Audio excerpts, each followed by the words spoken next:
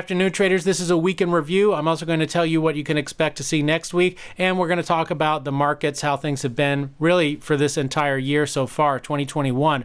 So if you look at my account, it looks like I'm up a little bit this week. I didn't actually take any day trades whatsoever this week. All of this is from my swing trade with SPXL, which started on May 20th. So if you look at my spreadsheet, you're going to see here's the week. Right here, this was Tuesday. I did look for trades, but there were none to take. Same thing on Thursday. And on Wednesday and Friday, I was not available to trade the open. So I have notes here to remind me of what was going on. So right now, I am just test trading my new strategy, which you can download from the Facebook group, trading group by the same name, Trading Armor, if you're interested. And if nothing else, it kind of gives you an idea how you can come up with your own plan. But anyway, what I want to do with this strategy is take it out to 100 trades and see where we end up. The break even is a win rate of 33%. So right now, even though the market has been extremely choppy, we're slightly above the break even, and we're only 12 trades in. So it's really too early, by a long shot to call it at this point. But if you look at the charts, let's take a look at the S&P 500, and we'll also look at the NASDAQ in just a second here. So here's the SPY, which follows the S&P 500. I drew out this resistance and support level right here. If you just neglect these couple of days that just barely came down through this support level, you can see just how sideways things have been trading since at least mid-April here, and we're almost in mid-June, so for about 2 months.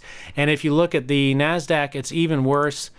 If you can go all the way back into January and just see this overall sideways movement. I didn't draw any support and resistance, but you could see resistance right here and a kind of a support area right around this level, and we're just trading inside of there for the entire year. So it's been a very difficult year for systematic day traders like myself that have a very strict strategy and plan. Basically, the best you can hope for is break even with the way things are right now. And the good news about that is that in a choppy market like this, you're not going to be losing money trading a plan or a systematic strategy like this. And when things do finally drop down and make a recovery, kind of like they did, we could look at a couple of areas back earlier, back later in 2020, and then also obviously after the pandemic, you're going to be doing really well after a drawdown like that. So that's pretty much it. And next week, just while I have you here, I am going to be trading the open on Monday. I don't have anything until 1 p.m. And then the rest of the week is a little bit up in the air, but I'm sure there's going to be at least 2 more days that I'll be able to trade the open next week. And yes, I know everyone is waiting to see if this plan really works or not. And we have to get to at least 100 trades. And it's going to take me a little bit longer because I'm not available right now to trade every single market open every day.